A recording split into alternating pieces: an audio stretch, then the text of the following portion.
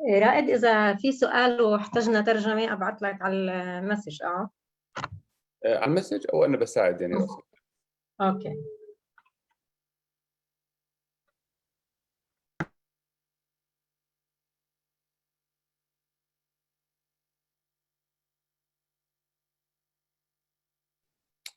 I'll start recording the event and we can start in a second.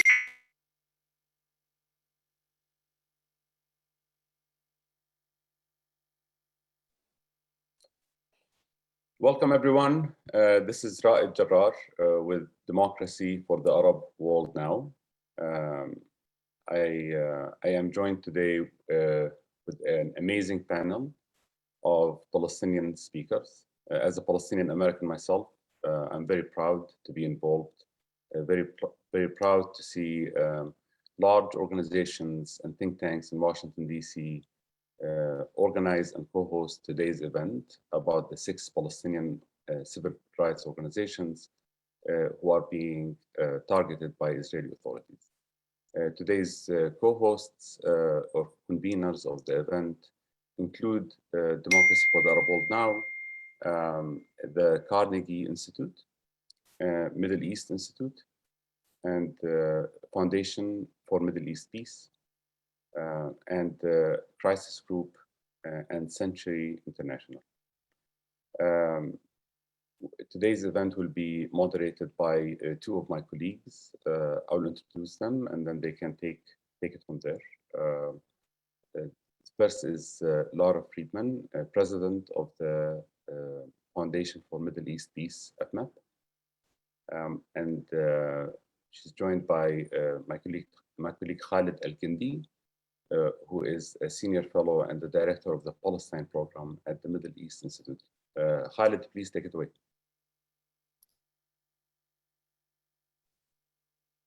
Thanks, Raed. I think, first of all, let me thank everyone for attending, and especially our co-conveners, the organizations that Raed mentioned, and particularly our 6 Palestinian guests.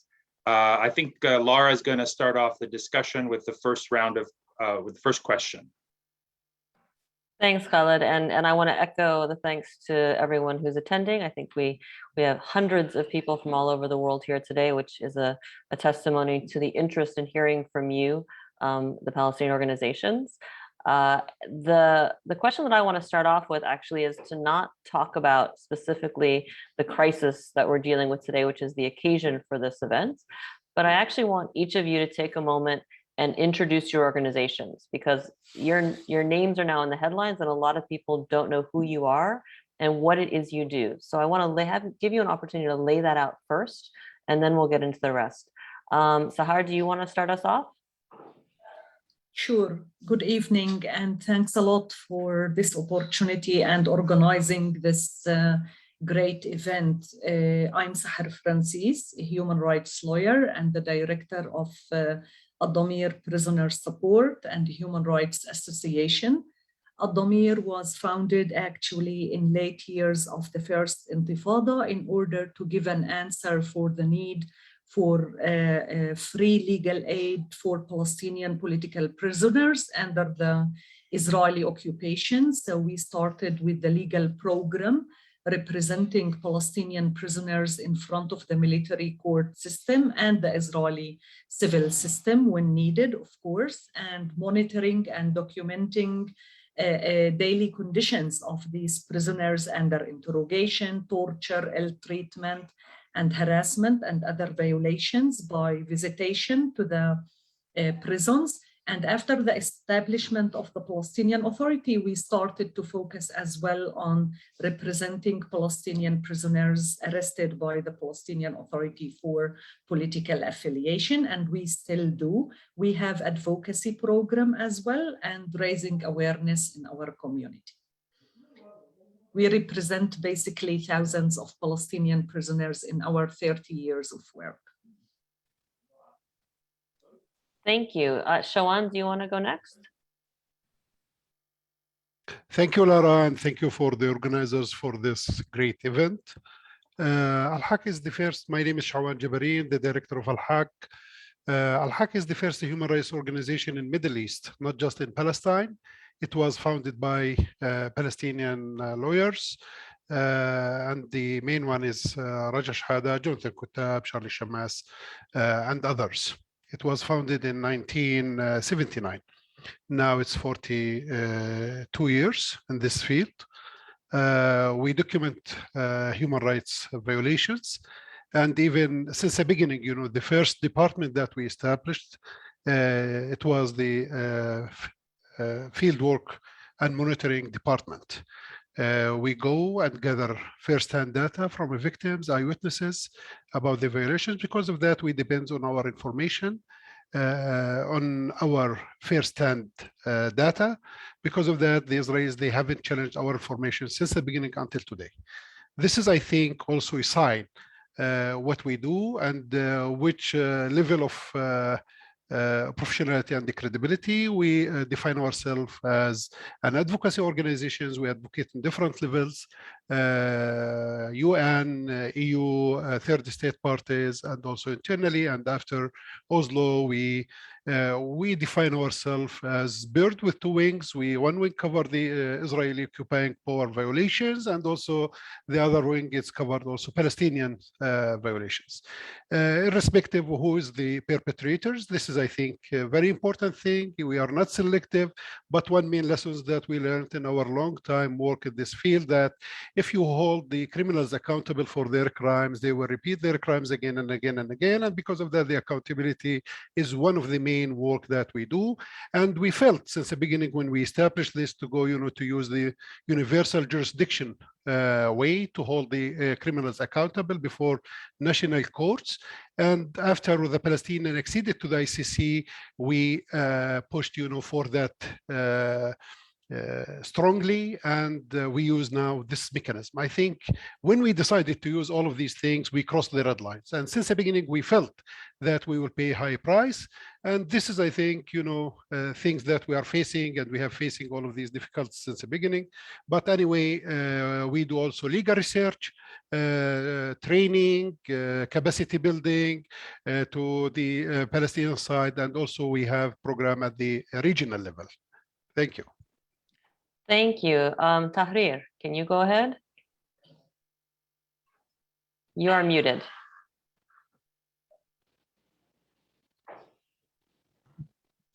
Hello, my name is Tahreer Jaber. I'm the Executive Director of the Union of Palestinian Women Committees. The Union of Palestinian Women Committees is a grassroots organization. It's a women organization established in 1980 for the purpose of empowering Palestinian women to defend their socio-political rights. Our goal is to build a civil, democratic, progressive community free of all forms of discrimination and respect women's rights as part of the human rights in general. The UPWC struggles to empower Palestinian women and develop their circumstances to achieve real equity between men and women, as well as among all social classes. The Union, on the other hand, considers itself part of the Palestinian National Development Movement that struggles against the illegal Israeli occupation to our land and to achieve the national independence, and practice our normal and legal role in resisting this illegal occupation to our land.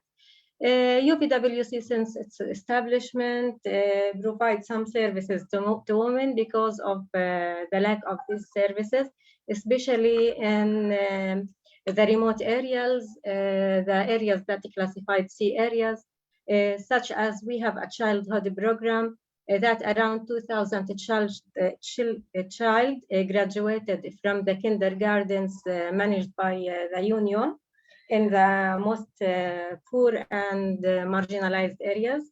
We provide psychosocial and legal support and counseling for women, the victims of gender-based violence. We provide economic support program for the marginalized and poor women through established women cooperatives and income-generating projects. We have our raising awareness program towards women's rights. And we have training and capacity building for the women, especially the young generation. Thank you. Thank you. Ubai, you want to go next? Bisan Center for Research and Development is a progressive center that was established as a think tank back in 1989. It was established at the hands of academics and progressives in order how to enact development that would contribute to the emancipation of the Palestinian people and achieve social justice. Bisan has worked as a vibrant part of the Palestinian civil society for the past 30 plus years, contributing to the foundation of many of the important networks that are now present in the Palestinian community, such as the non-governmental organization, Palestinian Non-Governmental Organizations Network, the Coalition to Fight Corruption, and the NGO Forum to Combat Violence Against Women. Bisan has a long history of research from a socioeconomic rights perspective on the impacts of policies, especially donor policies in the Palestinian context, and prides itself with critical research and linking Palestinian researchers to academics worldwide. Thank you. How about Fuad next? Thank you. Okay, good evening for everyone, and thanks for the organizers for giving us this opportunity and participating in this great webinar actually, and to talk directly with all this audience. My name is Fuad Abu Saif. I'm UAP Director, and UAP is a stand for Union of Agriculture Work Committees, one of the greatest local non-profit organization in Palestine, working in West Bank and Gaza since 1986. And working in different areas and field. We are working in sites, and we believe that the problem in Palestine, especially for the farmer, is not because of the hunger and not because of natural crisis, but because of the occupation. And because of that, UAC is like putting a huge effort in improving life quality of the farmers, in particular in Area C and in Gaza. And to do that, we're having and we run tens of different programs in different areas. Yearly, we are serving more than 25,000 different families. Most of them is farmers living in vulnerable areas in West Bank and Gaza.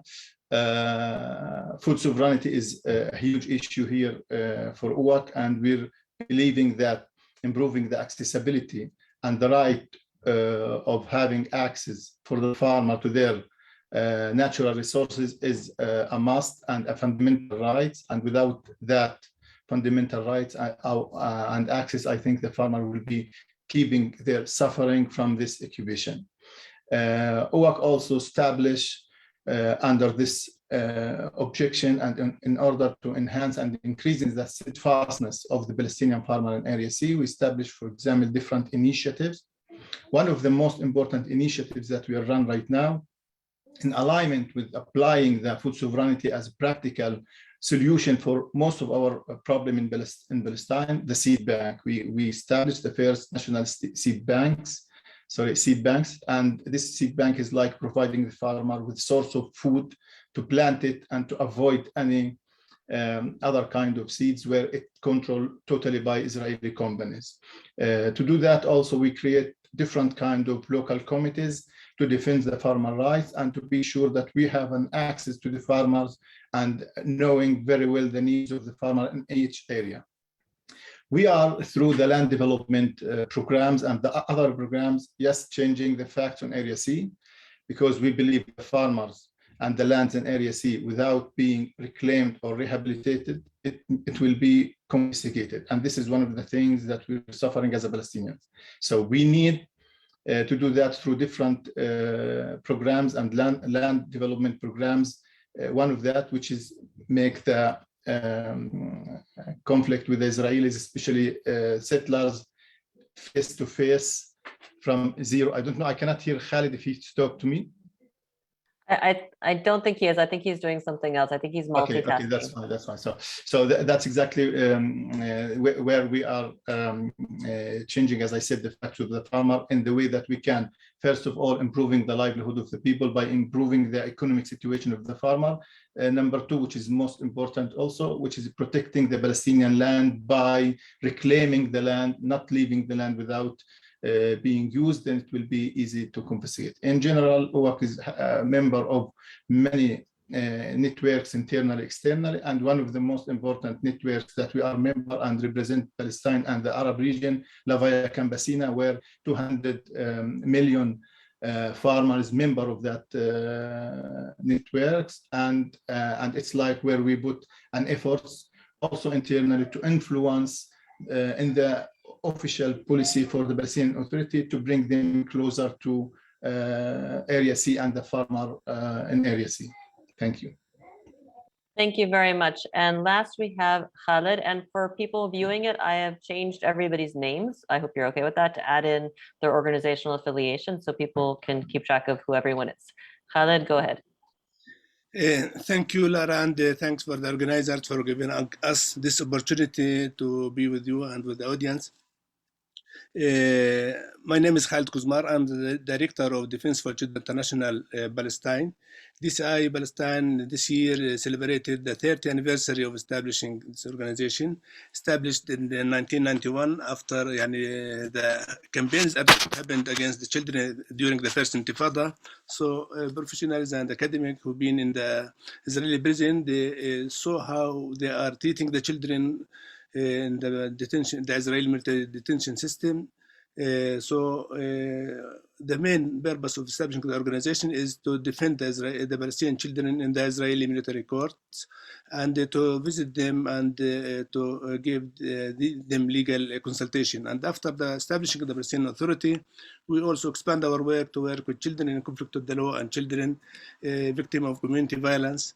And by the time we start to discover that giving services without holding the stakeholders who are violating the children's rights accountable, so it's wasting money and time and service. So we decided to expand our work in the advocacy side, so we become documenting all the violations against the children in the Israeli military court system, and using these information especially about torture, ill treatment, solitary confinement, all the violations, and use it in our advocacy in the international level, asking for accountability and for justice for the Palestinian children.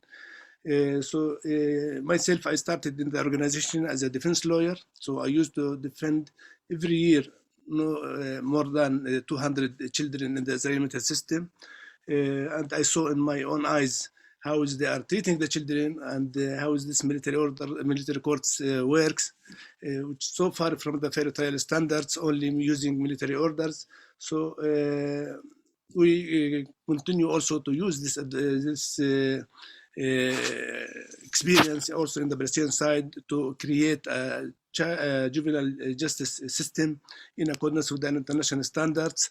And we can say that we were very active in this regard, and now we have a juvenile justice system in Palestine work according to the international standards. We build the capacity of the juvenile judges, juvenile prosecutors, juvenile police, and also we expand this experience to the Arab region, and now we are working with about 10 states to create a juvenile justice system in accordance with the international standards.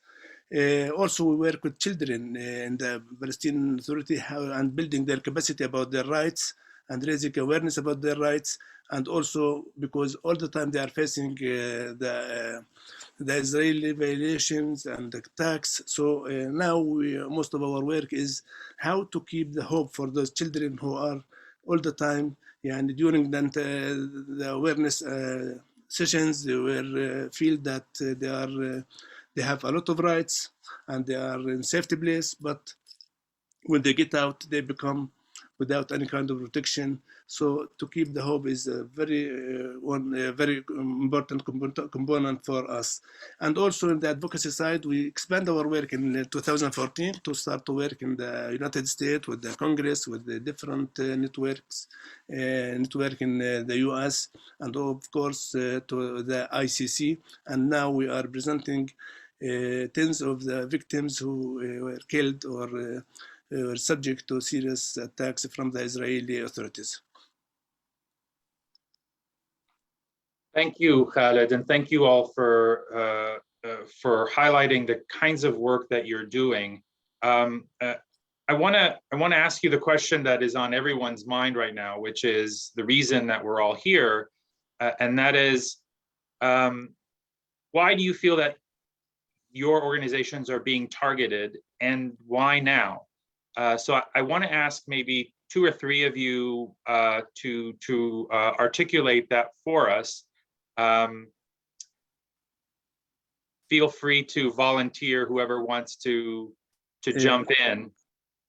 Maybe I think I'm willing to talk about this issue because it is a continuous campaigns that we receive of attacks that we received.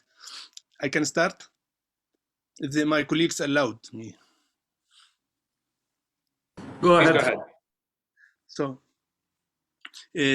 as I said, the last words that I talked about, that when we start to work in the advocacy side and expand our work in the advocacy with this clear message to hold the criminals accountable about their crimes in the US, in the Congress, and in the Congress, we start to lobby and to have more and more congressmen who are supporting our work, and the issue of the Palestinian children start to discuss, and the Israeli violation to discuss inside the Congress. It's considered as crossing the red lines.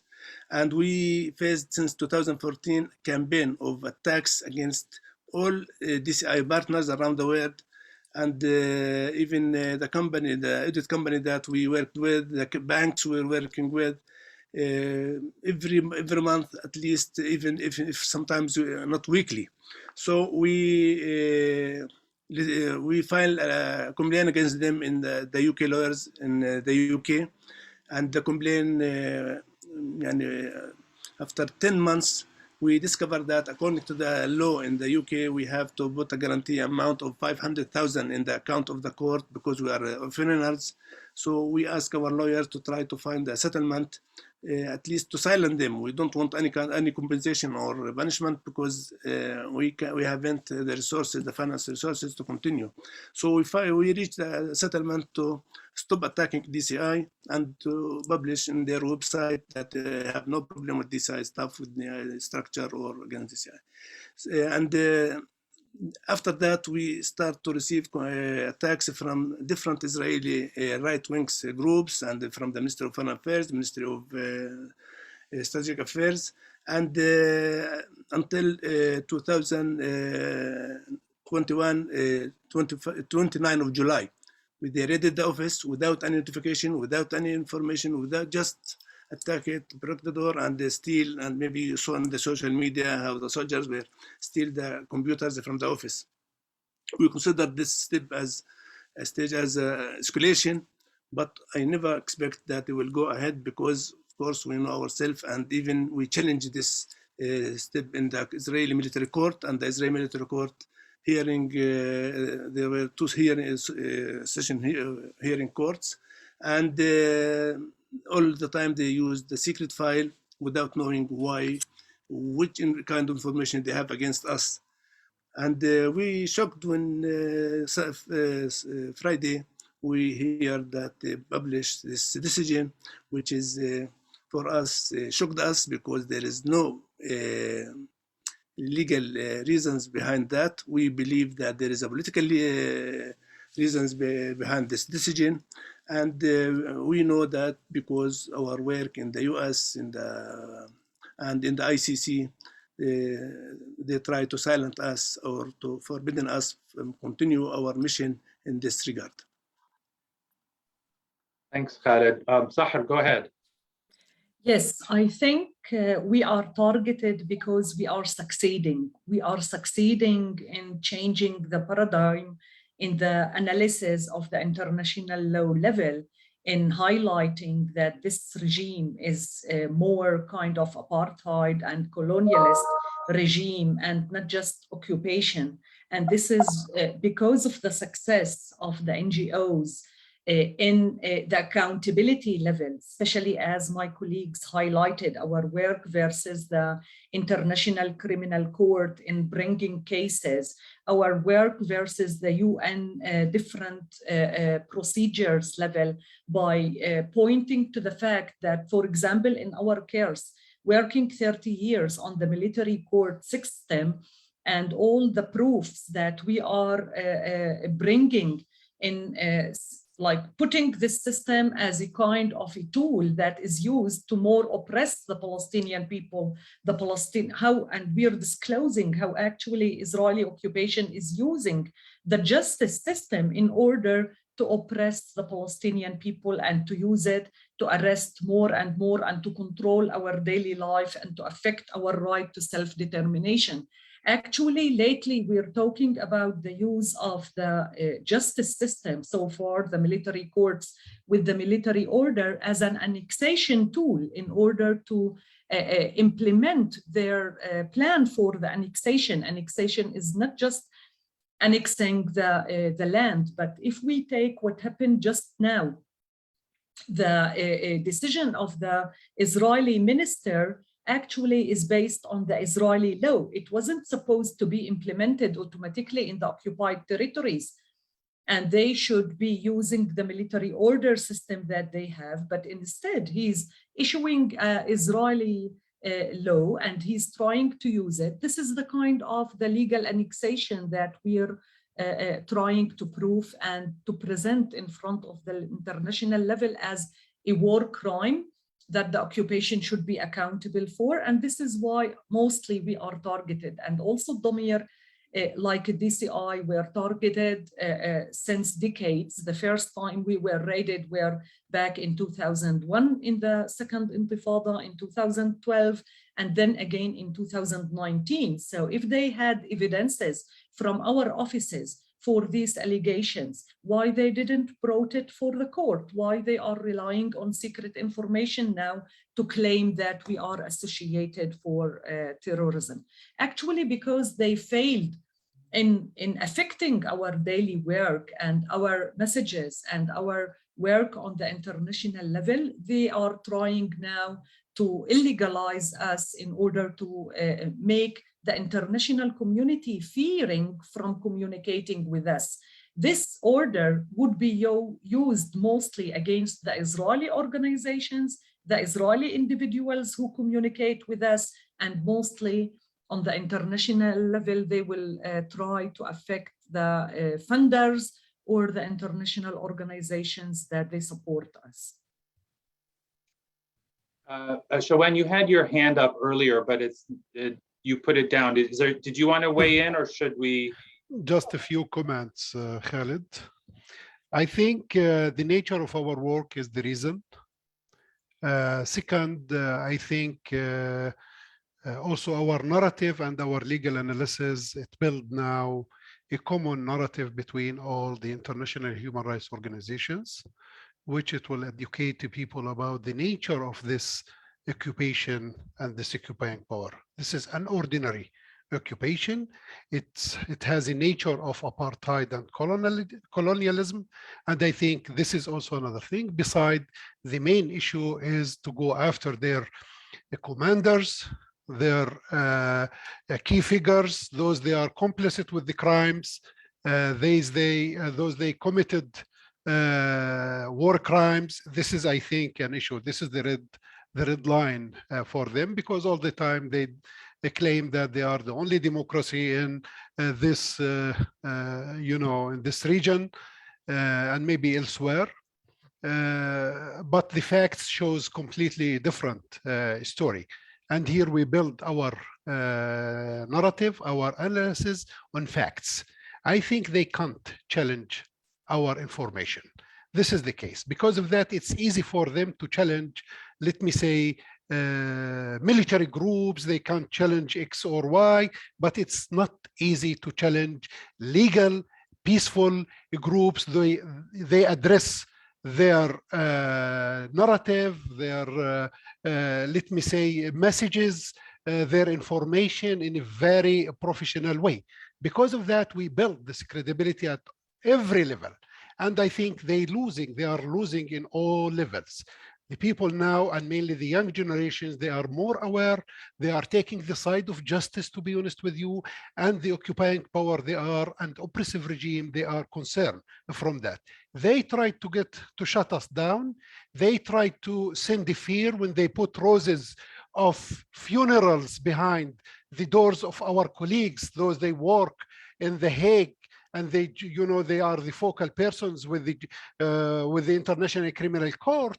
This is an issue. This is a mafia ways and methods that they use when they hack the computers of our organizations, when they send the messages, when they call our colleagues and call me, for a death threats and all of these things. This is what's happened. Because of that, I look at it as a process, but they failed in their process. They tried to contact, and they have been contacting our funders and our partners since so long, and they failed also to dry our resources. This is, I think, the last bullet in their hands, and this is a political bullet because it has no legal basis and it has no security basis. And this is the case. Because of that, we challenge them. I challenge them to approve what they said. I challenge them. They arrest children with 12 years old in midnights because they throw stones. How they live and keep, terrorists going for decades. This is a ridiculous narrative. This is a ridiculous information, I think. And again and again and again, we challenge them. We will continue. We will not give up. They will not silence us. And that's the case because they know that the work in human rights, for justice, for equality, it's not a job. And they know that well, that they are facing people. They have deep faith and belief. This is the case. Because of that, they try to silence us in this political way. Thank you, Shawan. Fuad, please go ahead. Yeah, the answer is actually easy. I think the great and huge impact the six organization had since it's existing, and particularly recently, is one of the main reasons. Because UAWC is, for example, we have like long journey of incitement and different kind of restrictions from the occupation and from the Israeli Zionist groups who run after UAWC since 15 years. And it started increasing from 2014 until now, when we doubled our presence in Area C, mainly because UAWC is doing different work more or less than the other 5 organizations. We are supporting the farmer in reclaiming the land on the ground. And when it comes to the land and you do development on the land where it's under threat, that means you are will be under attack on daily basis. And this is what happened actually. They tried to stop us many times. They use different ways to stop us from continuing our agricultural work in Area C from time to time until they threat even our people. They destroy some vehicle to UAWC. They arrest some UAWC staff, did everything they can. Then they did not receive to the point that we will give up, because the decision taken from the beginning that we will not give up. This is our fundamental rights, and we are defending ourselves and our farmer. And when they start talk about annexation and then changing the decision after the pressure from US, but on the ground as a field worker on the Area C, we see that continuing. It's on daily basis, they confiscate land and continue in their policy on Area C. Our programs, they said in different way that this object their annexation plan, reclaiming, for example, more than 700,000 dunums, full reclamation and rehabilitation during the past 20 years, opening more than 1,000 kilometers of agricultural road, harvest and support the farmer to have an access to hundreds of thousands of water bringing to Area C. this is actually worth them, and this is the reason behind all this kind of attack. We are continuing. They put huge efforts, and they are backed by the Israeli government. Their resources is huge. They send different messages to us. One of that is, okay, stop doing land reclamation, land development, agricultural road, water, improving the accessibility of the farmer area. See, switch your work to another objectives. I was laughing with them. You want us to have like a dance or a culture program in Ramallah or in Hebron cities. Then after that, you will like being in peace with us. We will not continue. Our objective is straightforward, the land. And this is, we're working in a private land. It's a Palestinian owned land. It's a private, even not the public land. We're not touching the public land. So the ownership is there. We will continue supporting thousands of farmers. And exactly the 6 organizations represent a new model. And steadfastness means that you have to present to the people a model, an initiative full of transparency. The governance is there. So because they don't want this model to be succeed. Thanks. And I want to follow up on something that was referenced a little bit by some of the answers already. So a lot of folks some of the folks who are listening certainly know or watching know a lot about this already, but a lot of people don't. And to some extent, this is being presented in the Israeli press and by Israeli spokespeople as something that just came out of the blue. They had this evidence has appeared and they have to file these charges. I want one or more of you to talk about the history of this, what led up to this, because the allegations against all of the organizations in this webinar have actually been going on for a very long time. They're basically exactly the same allegations. There's a big question of what is new this time, and particularly, as Shawan said, targeting the funders in Europe. So can someone talk a little bit and talk about, for instance, the Ministry of Strategic Affairs and NGO Monitor, the campaigns that have been ongoing there? Okay, maybe I can start here. You know, this kind of smear campaign is part of the shrinking space for civil society global phenomenon. Israeli occupation forces have, for the most part in the past 20 years, have been quite worried because of the discourse and the work of the civil society organizations, whether they were local or international in Palestine. The case of Omar from Human Rights Watch was denied visa because of the work of Human Rights Watch. I think is one of the most evident cases there. The so-called military control system was not even able to bring real and actual charges against the organizations and cause the closure of these organizations, although this system is in favor of the occupier, in favor of their discourse, in favor doesn't have due process, etc.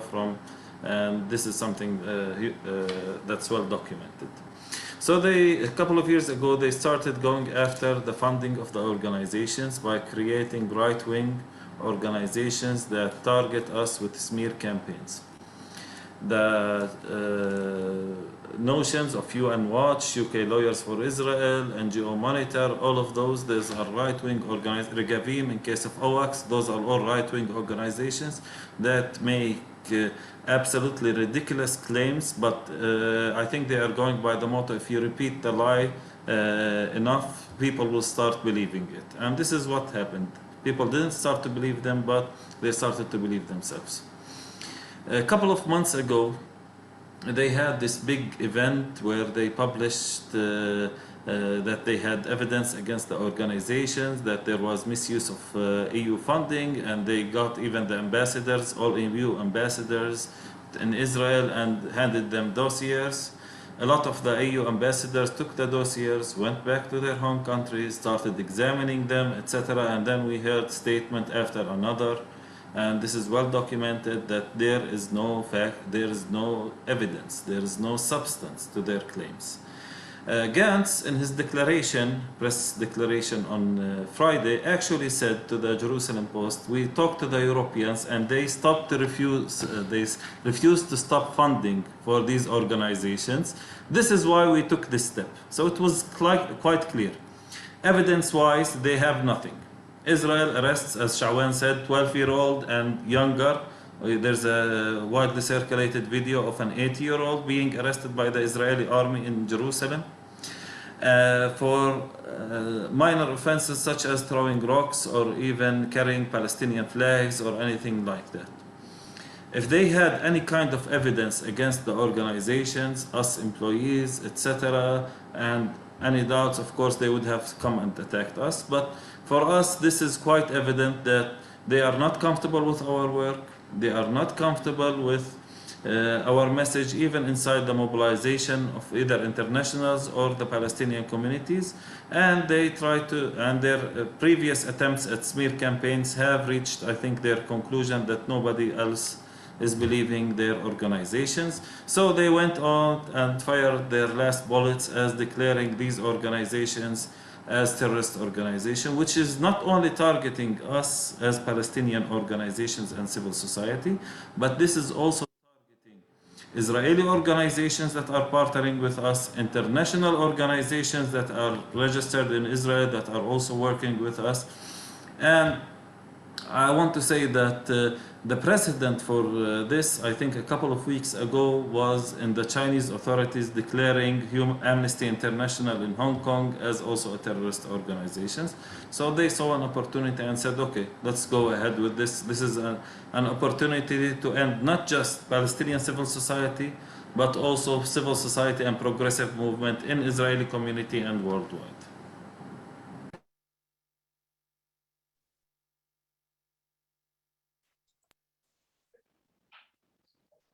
Hello, can you hear me? Yes.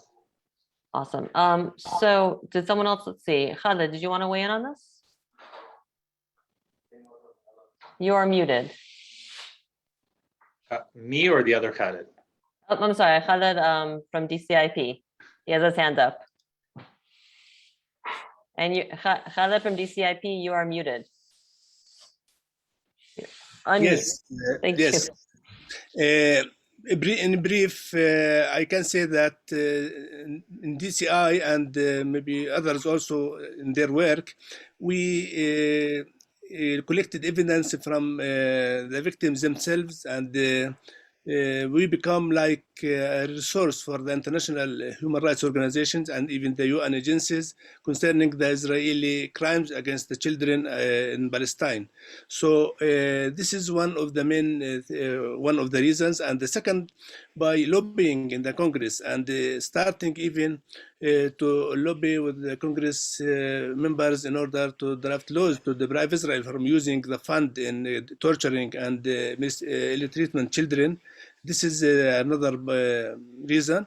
And the third one, by going to the ICC, the International Criminal Court. So the International Criminal Court will prosecute the criminals who are responsible of the killing or the torturing children. And the head of the list is the one who issued this decision, the Minister of Defense, who is responsible of the killing of more than 550 children in Gaza during the war in 2014. So he took this step or this decision in order to, as a criminal, in order to try to protect himself in this court by criminalizing the organization who worked to put him to reserve his seat in the ICC and in the prosecution. Thank you. Tahreer, would you like to intervene on this one? And you are muted. Yes. Yes, I want to say is this decision is not less dangerous than any decision they took from 1948 until now. Nowadays, we can talk about the displacement of, they took the decision of the displacement of the people from Sheikh Jarrah. Every day they confiscated land for building their, for enhancing their settlements and building growth. Every day there is a night raid to the house and the children. So we don't know what is the evidence. As my colleague said, they arrested now around 150 children in Israeli jails in humanitarian conditions. They didn't provide any evidence for that they are terrorism. I don't know if there is a 10 years a child considered terrorist or not. This step is it's not. This step is not new for the Palestinian NGOs, and most of the Palestinian NGOs are mentioned in the NGO monitor. This means now is that the whole community in Palestine is terrorism according to their classifications and designations. So I think no. We don't know why they decide now. They should provide this evidence to the world, not us. But we know well that this process is a continuation of their arbitrary decisions and terrorists against our people. The last period, there is an arbitrary steps taken by the occupation towards Palestinian women, such as the arrest of human rights defenders and students. Around more than 10 women was arrested last year. With the aim, we know that the aim is preventing those women from exposing the crimes of the occupation and from convening their voices to the world. Thank you. And Sahar, back to you. Yes, I think, and allow me, because I think we have a huge audience not definitely aware about the context here, and I mean especially the legal context and how easy the Israeli occupation is issuing military orders, amending these military orders, because we should explain how it works actually and where it comes from. Israel, after the creation of the state, they remained using the British security regulations. And these security regulations, kind of anti-terror laws that Israel was relying on since 48 till today, both in Israel and in the occupied territories. And they were using this basically because it gives a huge space for the military governor and the Minister of Defense, so-called, inside Israel to designate any group of people as a terrorist group. And this is why they were able all these decades to illegalize student movement, unionists, political parties, and each group that was criticizing Israel. So the attack didn't start today. The attack is decades of oppression and fighting against anyone that resists the policies and of the state. And it's just growing and growing. And as I said, it's the annexation because, and what happened now with the changes on the Israeli side by finding this anti-terror law in 2016, by the way, it's not canceling totally the use of the security regulations inside the state of Israel, but they also amended these parts of this law into the military system by using the military orders. And now they developed the definition of the who's a terrorist organization. It become more even vague.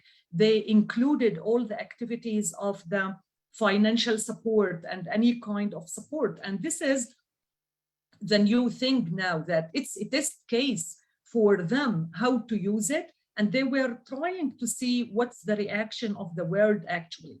And what we have to highlight here, that you cannot treat the Palestinian occupied territories when it comes for anti-terror laws in the international arena as the same as a normal situation, because it's not a normal situation. And this is what the High Commissioner meant in her statement, to highlight that anti-terror laws cannot be tolerated and used and manipulated in this way to be used against human rights organizations. They are struggling with their people to secure their self-determination.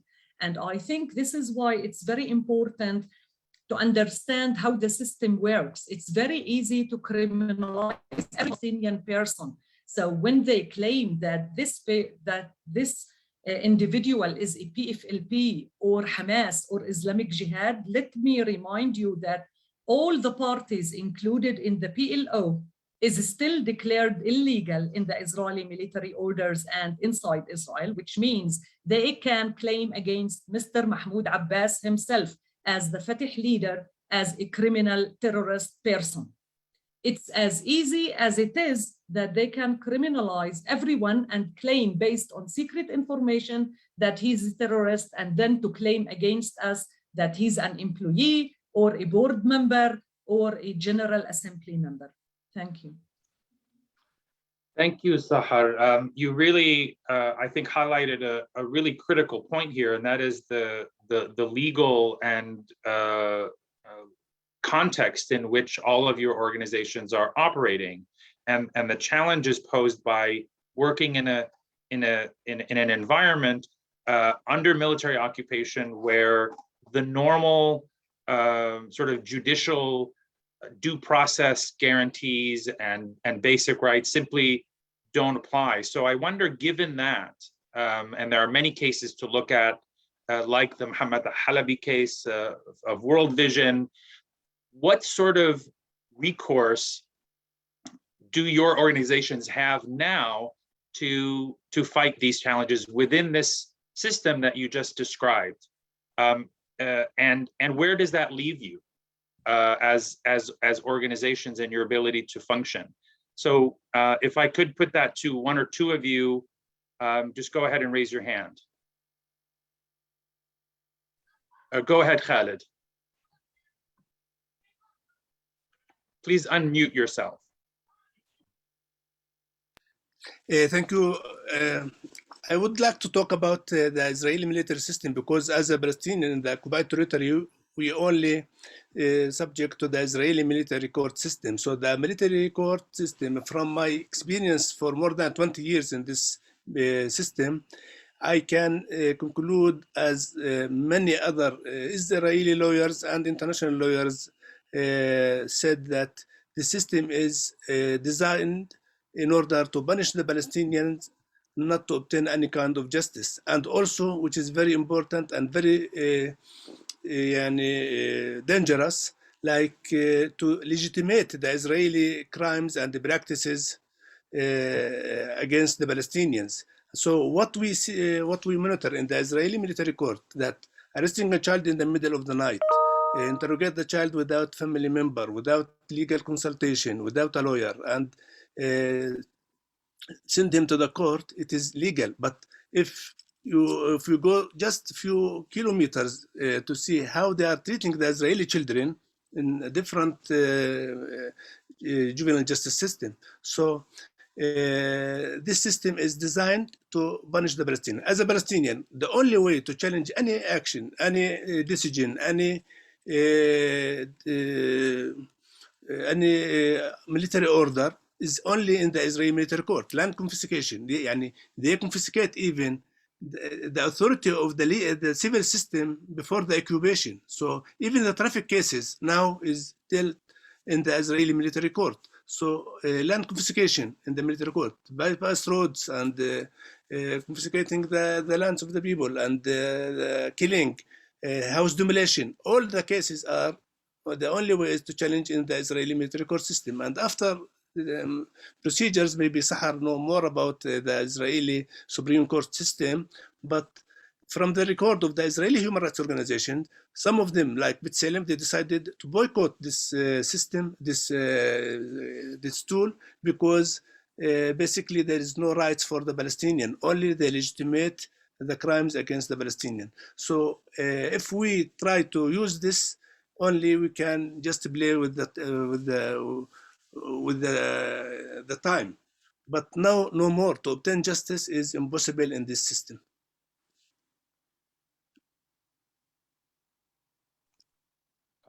Please go ahead, Fuad. Yes, just an example from our case, which is when they raid our office July 7th, then they give us they fixed the paper with telling that the office, the headquarter office of UAWC in Ramallah closed for 6 months. Then we hired a lawyer, an Israeli lawyer, and we decided to go to the Israeli court after internal discussion with the board. We know very well that the Israeli court will not changing anything, but the advice of everyone, okay, go to use these procedures, because there is nothing actually. The reasons built the case of UAC is baseless. They don't have any evidence against us to link UAC as an organization with anything else outside. Then we started the procedures. We applied for the Supreme Court actually, and they set a date for us for that court in end of November. Then suddenly they came with this new decision. It's like no meaning to use and to go to the Israeli court in many cases. We tried, then it's not working. With the land, with the farmers, one of the programs that we are following is to defend their rights and try to confront the confiscation orders given by the military order given to confiscate the lands of the farmer in Area C. When we bring the farmer to the court, they start, or even if they ask them to why you're working in Area C, it's an Israeli area controlled by the military, so you have to request a permit. Then you have to ask for permits. And when you ask permit, the farmer to work in their land, in private land, it took him sometimes 5, 6, 10 years. Imagine there's some permits requested from the Israelis to build houses or to do kind of investment in agricultural land or building school in very remote area in Area C. The permits requested before 10 years and no answer from the Israelis. And once you start these procedures, you cannot go further and do any other things. So this is exactly the track if you're using this challenge. So I want to go back in this question mainly to Europe. So this news broke on Friday. I don't know if anybody can talk about this. It's my understanding that much of the dossier that is now being brought around Washington yesterday and today was previously presented in Europe and broadly rejected by the Europeans, who looked at it and said this doesn't meet the level of what the Israelis are asserting. Can anyone talk a little bit about that? Because I think that fact is unknown largely in the United States. And also, can you talk a little bit about the kind of communications you're getting from your European funders and partners who have really stood by the organizations now for pretty much more than a decade of ongoing efforts by the Ministry of Strategic Affairs, by NGO Monitor, to paint exactly the picture that sort of was culminated in Friday's designation. Sahar, I see you have your hand raised, so why don't you go ahead? Yes, first let me start with these reports that the Israeli groups, right-wing groups like NGO Monitor and the others were gathering all these years and drafting in very nice looking reports maybe. Actually, all this information inside these reports are taken from the security service files that is presented in some cases in the military courts that we are working in for 30 years and claiming that it's not a fair court procedures. There's no due process in these courts, not mentioning most of this information is based on confessions by Palestinian prisoners that they are tortured and ill-treated systematically in these interrogation centers under the Israeli security services. So I just in very short would reflect on this report that was submitted actually in May to the European side. This report was based actually in mostly the confessions of two people. And I cannot excuse me because I'm representing in one of the cases. I know legally the file and the evidences, but I cannot discuss much on public about the evidences because it will affect the file that is still taking place in their military court that were not discussed deeply. And instead of checking these evidences in front of their military court, they jumped and took this decision by the minister. So actually the report was taken, pieces were taken from the interrogation sessions and the confessions of these two prisoners out of 5, 6 prisoners that they arrested in the case of the healthcare committees, and drafted in a way that to convince the international community, especially the EU groups, that these organizations are associated with the PFLP. And as a lawyer, And I would highlight here that one of the lawyers, before she became a Knesset member, Ms. Gabi Liski, was one of the lawyers who represented, and she knows exactly the evidences and the level of evidences they have in this file. I assume they know that they have a very weak file, legally speaking, that even they suspect that it will work in front of their military court, and this is why this step was taken now. Thank you. Shawan, you want to go next?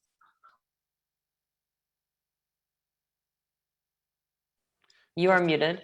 Just in a very brief, I think this is zero legal basis file. I don't want to go in details, but the file they gave it to the European before, I have it. You know, sorry, I haven't it now on my email, or I can share it with you also. This is nothing. This is nothing. You can challenge them.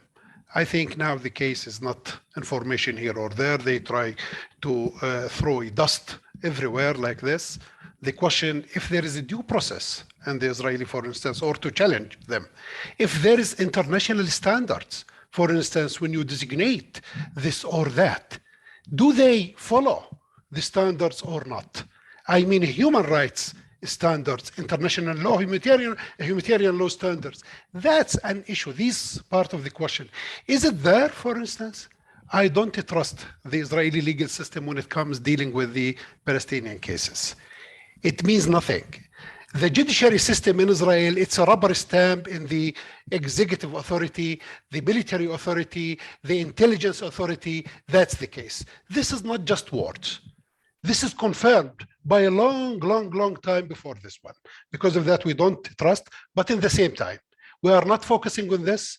We are left, this for our legal team to study these things, but I think our focus is on other thing, is the advocacy and calling, the third state parties to stand up behind their values and the principles, not behind the 6 organizations, not behind the civil society organizations in Palestine. No, just to stand behind their values, democratic, in any democratic society, to stand behind their standards, to stand behind, the narrative that they have been saying all the days. That's when I ask the US, for instance, are you ready to accept, for instance, false allegations and informations and things like that? Are you ready to accept, for instance, which called secret file? Are you ready, for instance, to put all of these things just here and there? That's the issue. Are you ready, for instance, to target a civil society because of the nature of their work? Are you ready, for instance, to silence the organizations or individuals when they expressed their messages in different ways as an expression, freedom of expression? This is an issue, I think. And this is a test, I think, for the US, for the EU, and for everybody who does believe of international law and human rights law, and also the democratic standards. This is a test. Palestine is a test. Even it's a test for the international law itself. That's the case, I think. This is where we are. We will not step back, as I said. We will not give up. And the main approach we are taking is we are challenging them to approve what they say, not challenging us to say something. We challenge them to approve this. Let's approve that before the Americans first. Let's approve that before the EU first. That's the case. The EU, they didn't take, a strong position. You know why? You know why? Because they are divided. They're also friends for Israel. They are also maybe parliamentarians, and the commission, they receive their messages from Tel Aviv, not from their capitals even. That's the case. There are good people and there are bad people. That makes it, and all the time they are asking for consensus, but also the EU individual countries, they expressed their strong position to stand behind their values and their principles and their standards. That's the case. We do believe of them also in the US. The hope is coming also from the new generation, the progressives, all of those, they do believe about, these values and these principles. This is where we go. This is, the message that we would like to see. If they allow this to happen, to continue, I think this will be a damage for the Palestinian civil society. This will be, a damage for the Palestinian society. The Israelis, they want to engineer. They want to engineer our society. Who can say who can speak and who can't speak? Because of that, even the Palestinian Authority these days, they look at it as a danger. They look at it as a national danger. Really, this is the case. It's not just only the 6 organizations. Do we want to leave them to engineer our society? Who can be legal and illegal, and the occupying power, they decide about this? How it comes? That's the case. This is the message to the Congress. This is the message to the CIA also, to investigate all of these things, these allegations. The Israelis, they know well, they know us well, that we have a deep faith of justice, and we do have a deep faith of international law and the human rights standards. That's the case. This is the issue. Thanks. Ubai, would you like to weigh in? Yes. Look, they presented what they so-called evidence dossier back in May through the Belgians. We, with health work committees, have a joint program that's supported through a Belgian NGO by the Belgian development. After Belgians reviewed the file, did their own investigations, did all the process, the Belgian minister in charge of international cooperation went in front of Parliament and said, this is propaganda, this is not substantiated evidence, there is no truth to the file that has been followed. And I dare any independent, third party, professional investigation into claims like these, would they find them anything other than libel or propaganda or just lies. What's being targeted today is civil society. What's being targeted today is the truth. What's being targeted today, not just our work as Palestinian civil society, but international civil society also. I say the world is now looking at the actions of governments right now. I say repressive regimes everywhere that are not comfortable with civil society are also looking at this case. If it's so easy to designate 6 human rights organizations based on the claims that say secret data, secret evidence against us, and when we tell them, okay, present that, let us have a chance to rebuke those evidence, they say, no, we will not do that. Then this is state terrorism at its finest hour. And our only faith and only reliance is on the free people of the world to pressure their members of parliament, to pressure their Congress members, and to pressure their governments to act and defend human rights. Thank you. I see Fuad wants to come in. Very quickly, I know the colleagues is covering the topics, but I think there is one important thing that it's clear that they want to isolate the Palestinian civil society, and they're shrinking spaces like it's part of that. They started with this 6 civil society organization, but it will not stop here. One of the things that encouraging them, actually the silence of some of the international communities, and here is the donors, because they give the donors all what they called it evidence, as Shawan said. But even the donors, we have a chat with them, they are not believing what they have in their files. But you have to raise your voice, you have to respond to that and saying, stop this very idiot story that you are running after the Palestinian civil society. We are funding since 20 or 30 years. They know us very well. They know that this organization is away from any corruption, from any even all the transparency. They did several times audit for what they did investigation. And I asked the Dutch to release the report and the decision. We're waiting since 2 years to hear from them about the outcomes of that investigation, which is lead also and contributed to lead to what we have right now. The European community, the donors, everyone should raise their voice and say direct to Israel, you have to stop this teaching. You are the occupation power here. Thank you.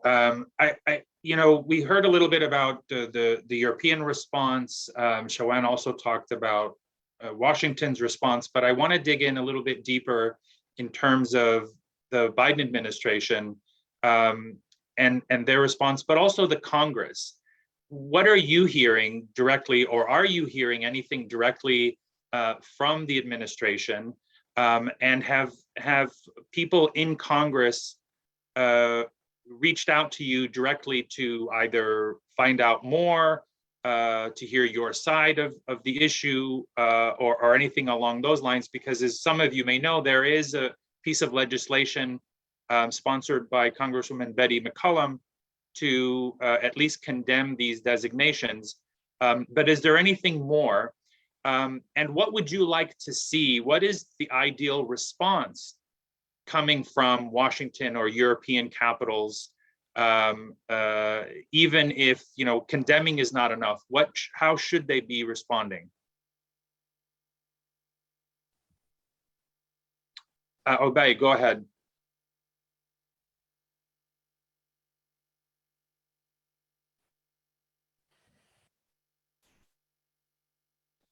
You're muted, Ubai. Okay, I think this is very important. Congresswoman Betty McCollum is doing a great effort in trying to protect basic human rights.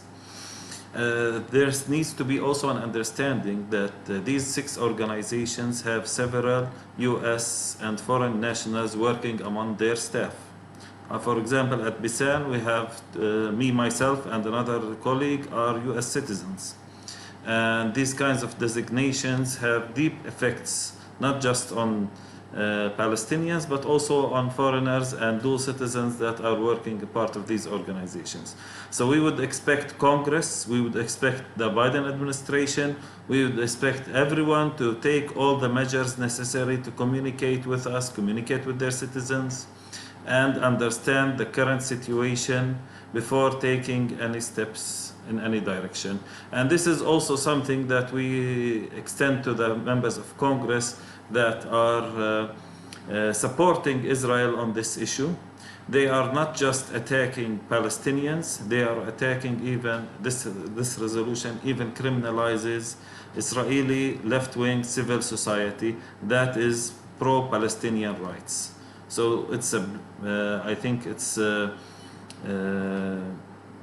shameful, these kinds of works, and I think also that these kinds of I would say going forward on this and acting on it just like as it's a political issue is totally ignoring the context and the human rights aspects of it. Thanks, Khaled and Shawan. I want to ask you to weigh in. If you could address the point specifically about what happens if, as I think is likely, you know, there's lots of hand wringing, there's lots of you know, people disapproving of this decision, but there isn't much else. And generally, Europe and the United States, you know, don't reject it completely. And sort of acquiesce in it. What happens in that case to your organizations? So in addition to the question of the US response, if you could tackle that as well. Go ahead, Khaled. Thank you.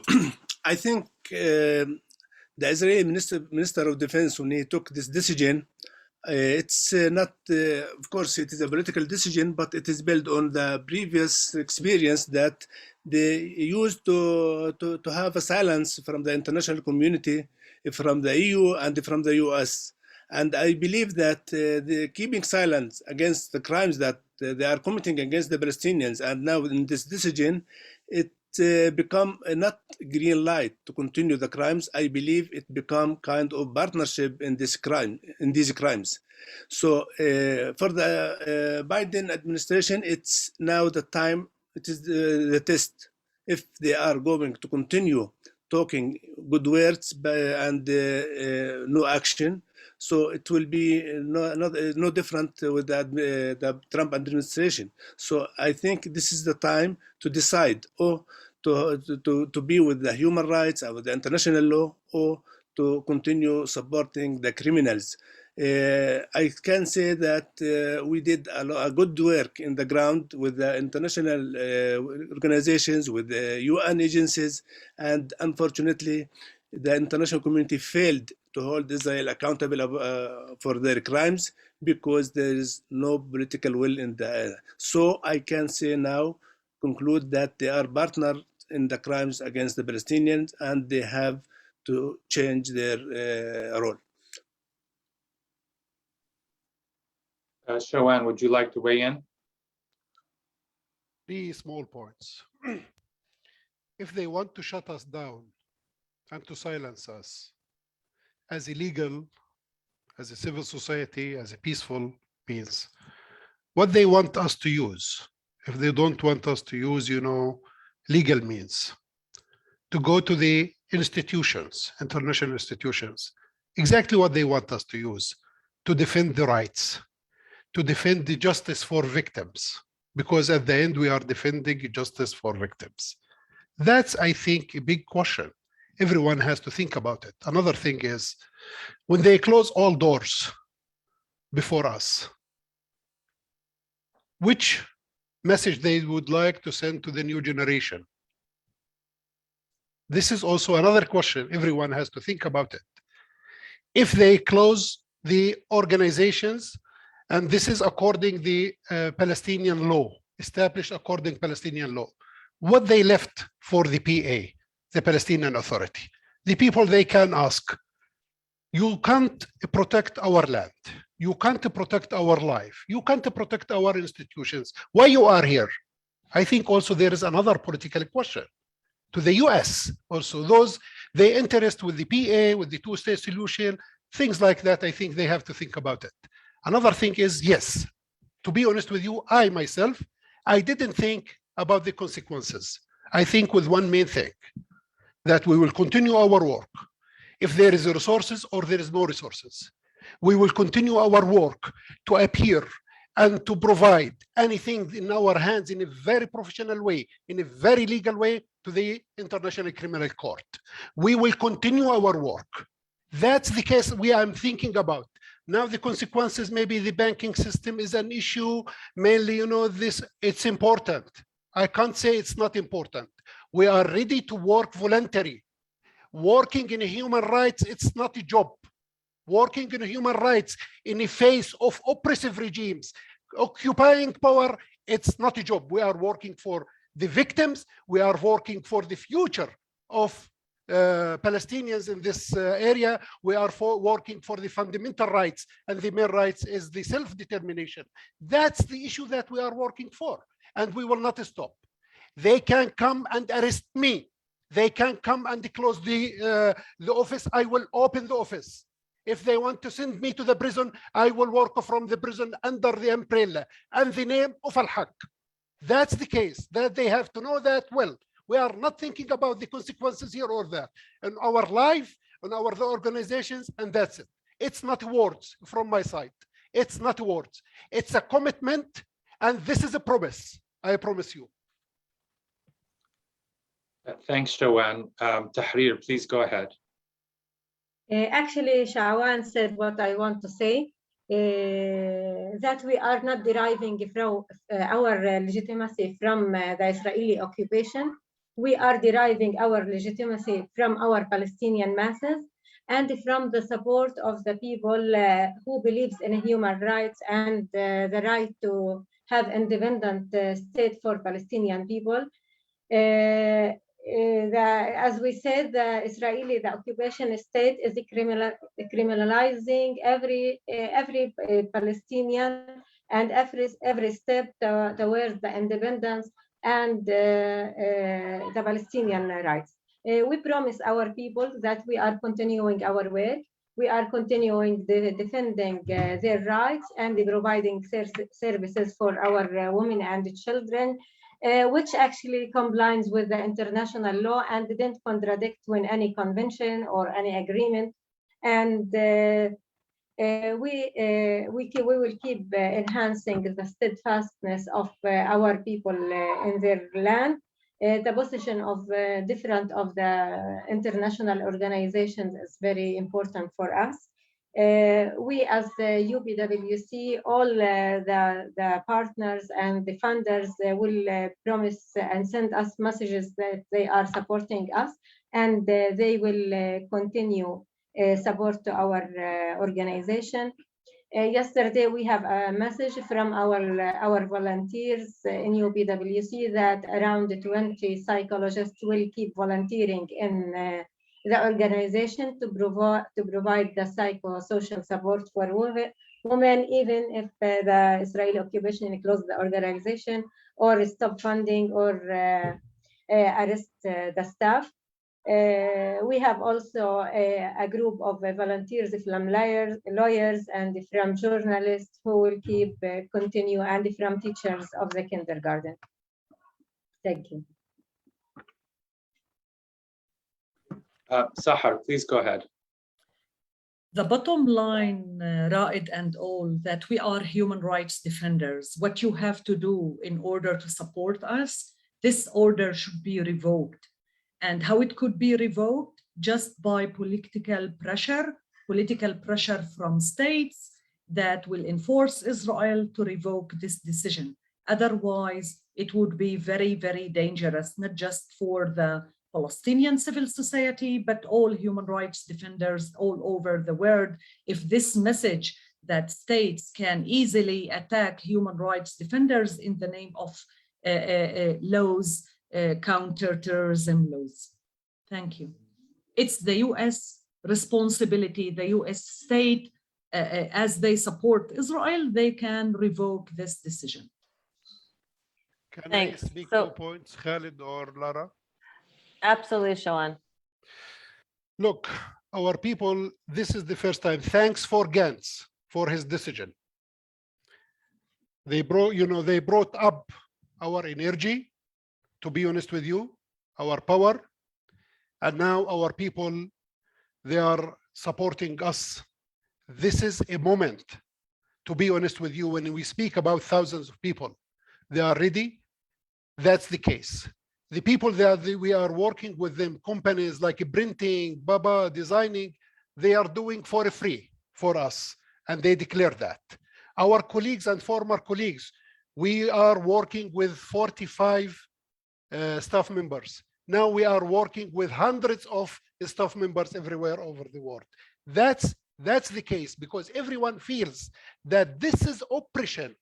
This is oppression for political reasons, trying to silence us. Another thing is Biden. Biden in his campaign, he focused and stressed on 3 main things: human rights, rule of law, and all of these things. I think now it's a test. This is a test for his administration, where they are standing. Where they are standing. I don't want to go that this case, it's like root causes and all of these things, and they have to address all of these things. No. Even regarding what we are facing these days, which is clear. Our friends over the world, they are standing behind us. They are really, really strongly standing. Our funders and our partners, they are doubling their funding to us.